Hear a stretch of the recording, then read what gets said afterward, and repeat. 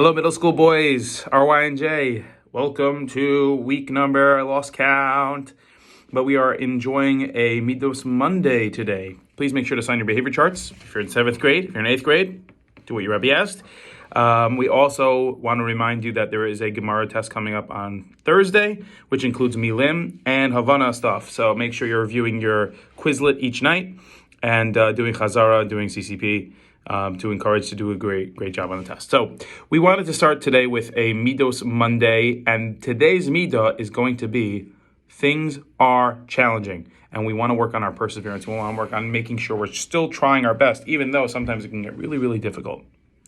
So I want to bring your attention to the idea that nothing in this world, really think about it this way, like everything that's worth something to someone, everything that's impressive about something is when something is challenging and you can overcome it and you can do it.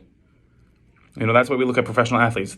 I'm sure it's very hard to play professional baseball, and these people, there's some star players that are amazing. We look up to them. People idolize them. Same thing with basketball, football, etc. Something that's challenging, something that's super difficult, when a person can overcome that, that is looked at by society, by the world, as something valuable, something impressive. I'll give you an example. How could it be that such a mother loves her children so much?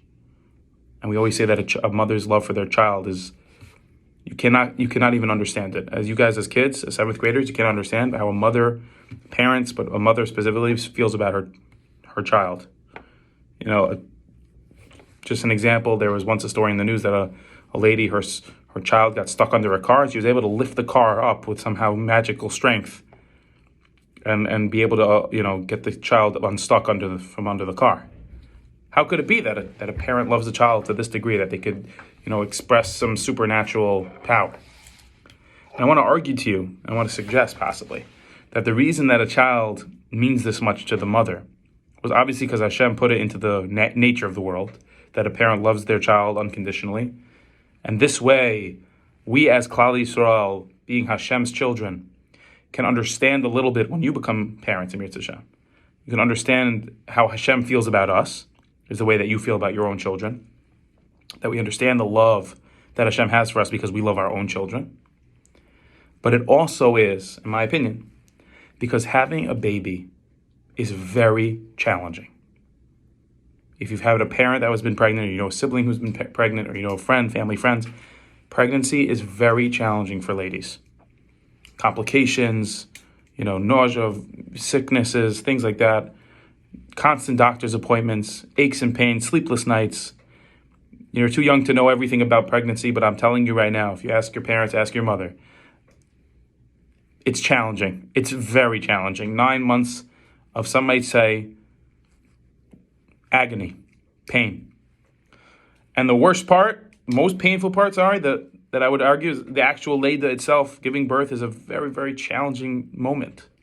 But the moment after, where the baby hears, the mother and the parents hear the baby crying for the first time, and that connection between parent and child, mother and child, that bond immediately, as soon as that baby comes into this world, and the malach flicks the nose, and the Torah is forgotten, and a life of journey, a life of work, a life of hasmada, a life of effort is going to begin.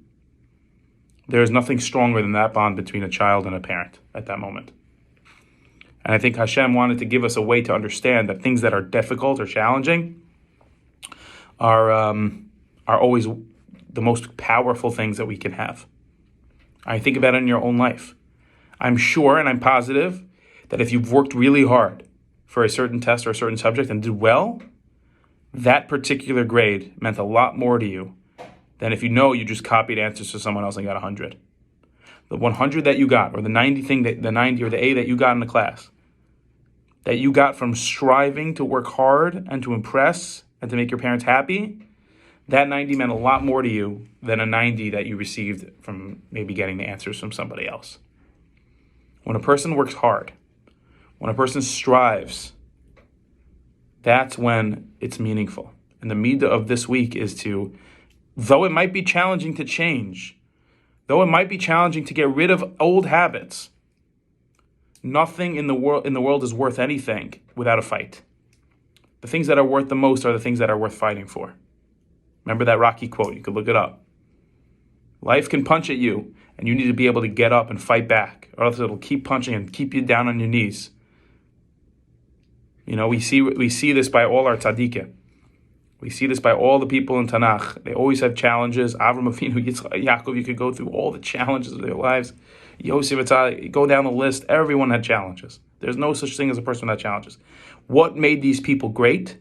They shared one midah, amongst others, of course, but one midah that stands out, that shared between all the men and women in Tanakh that were tzaddikim, tzadkaniyas: perseverance. They didn't stop. They didn't back down. They kept pushing themselves. They didn't give up. And in that way, they were able to get closer to Hashem than anyone else. Moshe Rabbeinu had a very hard childhood. Very, very tough. And yet, he ended up being the closest to Hashem. He was raised in an idol worshiper's house. He was raised by people he didn't know his own parents. And yet, he became the biggest leader of all time. It matters. Your effort matters.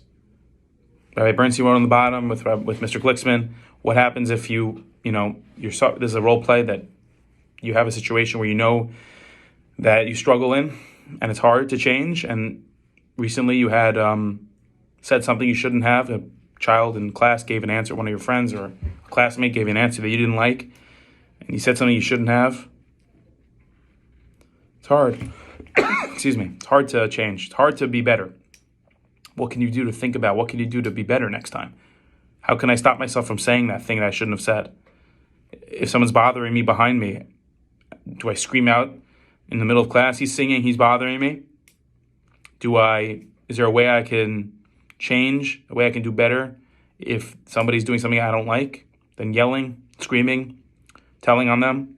Is there a way that I can work on myself? Or if I'm the person bothering others and I know it's hard, what are ways that I could do to think about the change? And they're not going to be easy. No one said it's going to be easy. But I'm telling you now, because I know it's hard, that's how I also know it's the most meaningful and the most powerful thing you can do is to try to change. It's not easy, but everyone's on your side, especially Hashem.